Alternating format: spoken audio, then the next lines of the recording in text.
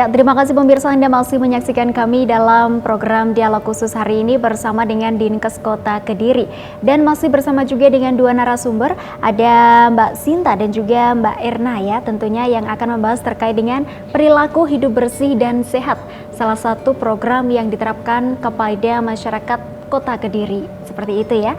Tadi sebelumnya juga sudah dijelaskan seperti apa PHBS dan juga tadi juga sudah disampaikan terkait dengan indikator ya, indikator-indikator dari tatanan rumah tangga. Tentunya ada 10 indikator yang nantinya akan kita kupas satu persatu nantinya, yang begitu menarik sekali gitu ya untuk kita perbincangkan di hari ini. Baiklah, kalau kita ngomongin terkait dengan hidup bersih dan sehat. Nah, ini sebenarnya apa ini atau kriteria apa untuk menentukan suatu rumah tangga ini yang memasuki kategori rumah tangga sehat atau tidak sehat? Bisa dijelaskan Mbak Erna?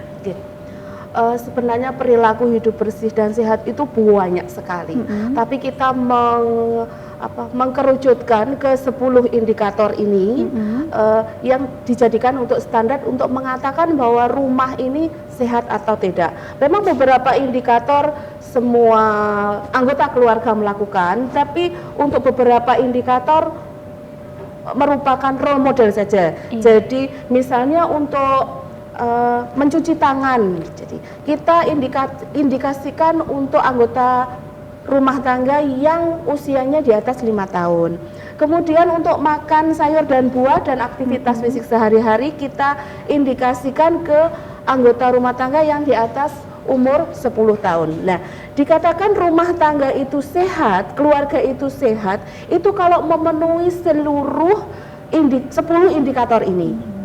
Jadi kalau ditanyakan melalui survei, jadi kita ada survei Mbak untuk tiap tahunnya, memang sampling, jadi 20% dari jumlah keluarga yang ada kita sampling dan kita tanyakan untuk 10 indikator ini. Kalau rumah tangga itu mengatakan iya pada 10 pertanyaan itu, baru kita indikatorkan bahwa keluarga ini sudah sehat kayak gitu. Tapi kalau ada satu saja yang jawabannya tidak, itu berarti tidak sehat. Seperti itu. Oke, baik. Ya. Kalau ini Bu, kalau tadi sudah dikatakan ya, ada samplingnya begitu ya. Kalau selama ini nih yang dilakukan ataupun berapa persentasinya untuk rumah tangga yang masuk kategori sehat yang ada di Kota Kediri?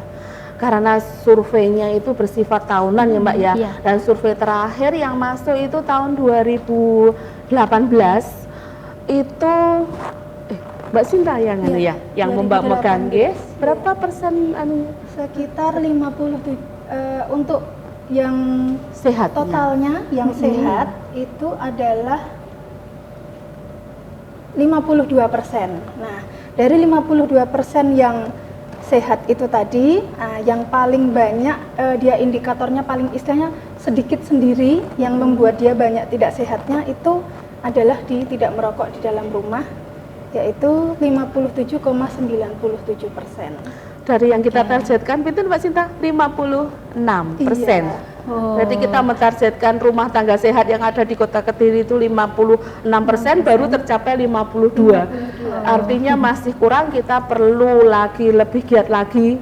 Harapannya dengan acara hari ini masyarakat lebih tahu dan lebih mau, kemudian mampu untuk melaksanakan perilaku sehat untuk kesehatan bersama. Oke, dan semoga nanti ketika survei ke depan, tahun depan ini bisa... Tahun ini insya Allah Mbak. Tahun ini ya. Kita masih menunggu laporannya dari Puskesmas. Ya, bisa sesuai dengan target begitu ya. Oke, baik. Terus kalau tadi sudah disebutkan juga ya, ada 10 indikator, mulai dari persalinan ditolong oleh tenaga kesehatan, memberi ASI eksklusif, dan lain sebagainya. Nah, ini dalam indikator PHBS tatanan rumah tangga, ini indikator mana yang paling rendah? Ya, bisa dijelaskan. Mbak Sinta yang bawa datanya. Boleh. Jadi seperti yang saya jelaskan tadi, yang paling rendah adalah di tidak merokok di dalam rumah, yaitu 57,97%. Sedangkan indikator yang lainnya itu di kisaran 90-an%, seperti itu. Oke, nah untuk alasannya sendiri nih, apa yang menjadi alasan itu adalah indikator yang paling rendah? Mungkin bisa disimpulkan ada 2 alasan ya. Jadi yang pertama Untuk penentuan suatu keluarga itu dia tidak merokok di dalam rumahnya itu jadi tidak menggunakan persentase.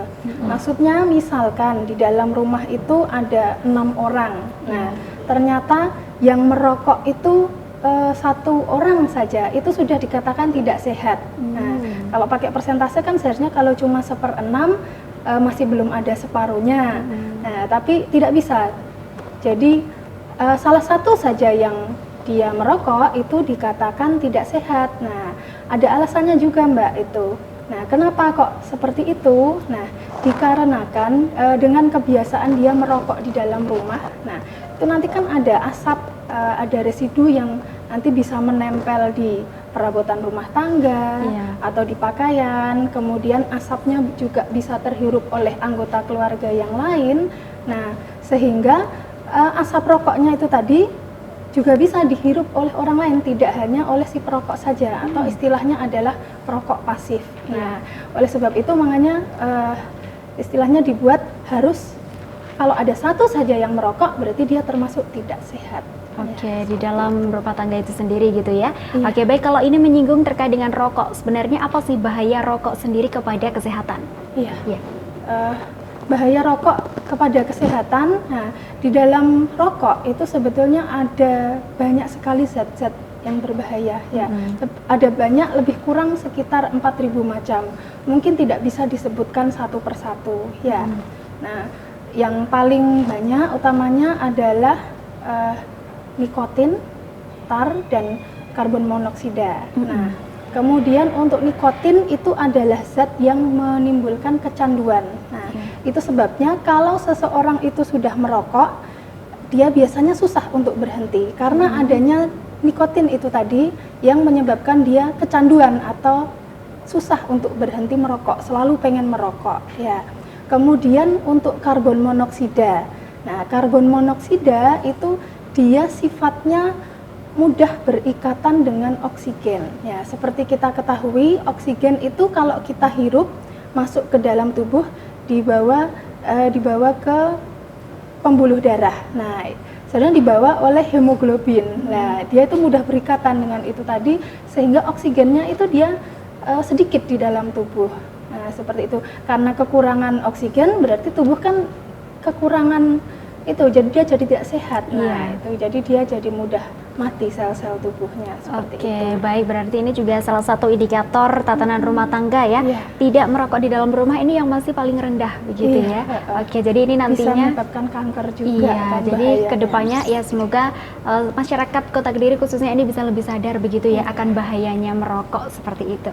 Oke, baik pemirsa, sesaat lagi kami akan segera kembali di hadapan Anda yang masih membahas terkait dengan perilaku hidup bersih dan sehat bersama dengan Dinas Kesehatan Kota Kediri. Jangan kemana-mana, tetaplah bersama kami.